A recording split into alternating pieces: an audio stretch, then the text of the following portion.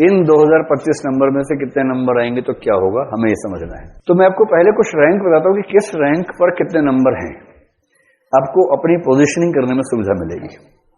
ठीक है, तो लिस्ट बनाइए, एक तरफ लिखिए रैंक, एक तरफ लिखिए स्कोर। ये कौन सा स्कोर है? फाइनल स्कोर है, इंटरव्यू सहित पूरा फाइनल स्कोर क्या है इस बार का।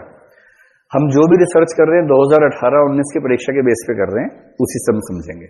रैंक 1, आप में से कम 100 लोगों का सपना होगा रैंक 1 पे ही आना है। सेकंड तो हम एक्सेप्ट ही नहीं करेंगे। मुझे कई ऐसे बच्चे मिलते हैं चुपचाप अकेले में आके बोलते हैं सर सेकंड नहीं चाहिए, फर्स्ट ही चाहिए बस, आप दिलवा सकते हैं क्या? मैंने कहा मैं दिलवा सकता तो मेरा अपना आ जाता, मेरा अपना ही नहीं है तो मैं कैसे दिलवाऊंगा आपको भाई? तो नहीं सर, सुना है कि आप दिलवा सकते हैं। तो जिनका रैंक 1 का सपना कोई दिक्कत नहीं, आप रैंक 1 क्या, आप रैंक 0 का सपना देखिए, उसके ऊपर देखिए। रैंक 1 से भी ज्यादा नंबर लेके आने हैं, आप ये मान के चलिए। करना सिर्फ इतना है कि टारगेट समझ लीजिए उस केस में क्या करना होगा। तो जो रैंक 1 है उसके इस बार 1121 नंबर हैं, सिर्फ 55%, जबकि आपके 70% थे ग्रेजुएशन में। आपको तो 15% कम करने हैं उसमें से। इतना आसान है ये स्टॉप करना, जस्ट 55%। ऐसा लगता है ना? एक बार दीजिए मेंस, फिर समझ में आएगा कि 55 क्या होता है। सेकंड रैंक है 1080 नंबर। मैं विशेष रूप से बता रहा हूं कि पहले और दूसरे रैंक में 41 नंबर का अंतर है, जबकि आगे चल के देखेंगे कि एक नंबर पे 10 रैंक होंगे, लेकिन फर्स्ट और सेकंड में 41 मार्क्स का अंतर है। 2 के बाद सीधे 10 पर आ जाइए, 1064। इनमें से एक आपके, जैसे मुझे 9th रैंक के पता है नंबर, 10th के नहीं पता है, तो मैंने अनुमान कर लिया कि वो बराबर ही होंगे, इधर 64 मान लेते हैं। 25वां रैंक 1055, यानी कि 15 रैंक चले गए, नंबर केवल 9 कम हुए हैं, 15 रैंक उसी में है बीच में। इसके बाद 50वां रैंक 1036। मैं पहले डिस्क्लेमर लगा रहा हूं, इनमें से एक आध रैंक में नंबर एक आध कम ज्यादा हो सकता है, क्योंकि जैसे 50वां मुझे 51वें रैंक के नंबर पता थे, 50 के नहीं पता थे, तो मैंने अनुमान किया कि एक नंबर उससे ज्यादा होगा, इस तरह से। 75वें रैंक पर 1028। इसके बाद थोड़ा इधर ले लीजिए, 100वां रैंक 1019। 100 के बाद सीधे 200 पर आ जाइए, 1001। 200 के बाद 300, 991, 400, 981, 500। 500 काफी कम हो गया, 956 है। ठीक, एकदम स्पष्ट है आप लोगों को। जनरल कैटेगरी में आमतौर पर सिलेक्शन आपका 500 के आसपास तक ही जाएगा, उसके नीचे होगा भी नहीं। अगर आप ओबीसी, एससी, एसटी में तो थोड़ा सा और नीचे तक रैंक मिल सकता है, वरना यही आप मान के चलिए टारगेट इतना ही रखेंगे। इससे 2 निष्कर्ष निकलते हैं। देखिए, अगर आप जनरल, ओबीसी, एससी, एसटी के बारे में सोचें और आईएएस, आईपीएस के बारे में सोचें, तो जनरल में आईएएस 100 रैंक तक मिल पाता है। अगर आपको आईएएस बनना है तो सपना देखिए पहले 100 में आना है। आपके चेहरे का भाव है पहले 100, हम तो 2 भी नहीं चाहते हैं, सिर्फ पहला चाहिए हमको, तो पहले ही लेके आप, कोई बात नहीं, ठीक है, नाराज मत हो आप लोग, पहले ही आप सबका पहला रैंक आएगा, आप चिंता मत कीजिए। तो लेकिन एक रीजनेबल टारगेट ये है कि भाई पहला आए तो बढ़िया है, जिधर सेकंड आएगा तो मना नहीं करेंगे, चले जाएंगे उसके बाद भी आईएएस में, क्या दिक्कत है।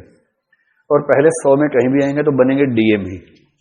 ऐसा नहीं है कि पहला आया तो सीएम बन जाएंगे और दूसरे में डीएम बनेंगे, बनेंगे डीएम ही, बेशक पहला है, पहले 100वां रैंक है। और कभी कभी ये होता है कि पहला रैंक आया, नागालैंड मिल गया, 100वां आया, मध्य प्रदेश मिल गया। तो कभी कभी रैंक नीचे आने से कैडर अच्छा मिल जाता है। तो आप क्या चाहते हैं, बहुत अच्छा रैंक लेके शहीद हो जाना चाहते हैं, या थोड़ा खराब रैंक लेके जिंदगी बढ़िया गुजारना चाहते हैं, है ना? इसका मतलब ये नहीं कि नागालैंड बुरा है, मध्य प्रदेश अच्छा है। तो भाषा की बात करें, आप जहां सहज हैं, बाकी देश के लिए अच्छा है कि आप नागालैंड जाएं, तमिलनाडु जाएं, आपके लिए शायद अच्छा है कि आप अपने आसपास 2-4 राज्यों में रह लें। हालांकि जाने से पहले खराब लगता है, लेकिन जब वहां जाके काम करेंगे आपको बड़ा मजा आएगा। ये फीलिंग होती है कि आपने इसी बहाने एक नई दुनिया को देखा और उसको ठीक करने में भूमिका निभाई, ये भी है। तो कभी कैडर ऐसा मिले तो तनाव मत लीजिएगा, उसके पीछे बहुत भलाई छिपी है, इस भाव से उसको एक्सेप्ट कीजिएगा। अगर आप ओबीसी में हैं तो आप लगभग 400 रैंक तक आईएएस बन जाएंगे। तो ध्यान रखना है 100 और 400 में अंतर जो होता है केवल 38 नंबर का है, बहुत अंतर नहीं होता है। रैंक का अंतर ज्यादा हो जाता है, नंबर का अंतर ज्यादा नहीं होता है। अगर आप SC ST में हैं तो पिछले साल तक 500 550 तक चलता था, इस बार थोड़ा सा कम है। तो मोटा मोटा आप SC मान लीजिए, इस साल को देखते हुए 450, इसको मान लीजिए 500, इससे 50 रैंक आगे तक ही जाएगा, लेकिन आप इतना मान के चलिए। ऐसे ओबीसी में भी 450 तक कभी कभी मिल जाता है ये, पर आप दिमाग में रखिए 400 तक। तो आपकी जो भी कैटेगरी है उसके हिसाब से मन में सोच लीजिए कि कहां तक आपको आ जाना चाहिए, ठीक है। अगर आप आईपीएस बनना चाहते हैं, आप में से कुछ लोग आईपीएस बनना चाहते होंगे ना, सिंघम बनना चाहते होंगे, एक लिस्ट बना रखी होगी कुछ लोगों की कि तुम्हारे लिए ही आईपीएस बन रहा हूं बेटा, एक बार बन जाऊं, तुम्हें निपटाना है, ठीक से ठिकाने लगाना है तुम्हें। कई लोगों के मन में ऐसा भाव रहता है ना, रिवेंज के भाव से आते हैं आईपीएस बनने के लिए, कि मैं जिसे बिल्कुल महत्व नहीं देना चाहता सिर्फ उसके लिए आईपीएस बन रहा हूं। क्या बात है, जिसको महत्व नहीं देना था उसके लिए 5 साल लगा रहा हूं आईपीएस बनने के लिए। अगर आपको बनना है आईपीएस तो जनरल में मोटा मोटा यह है कि 200 रैंक तक आ जाइए, ठीक है।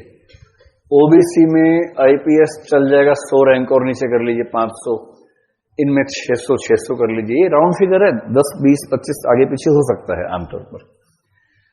और यदि किसी के जीवन का सपना ही आईएएस बनना है कि मुझे भारतीय राजस्व सेवा में जाके राजस्व कमाना है देश के लिए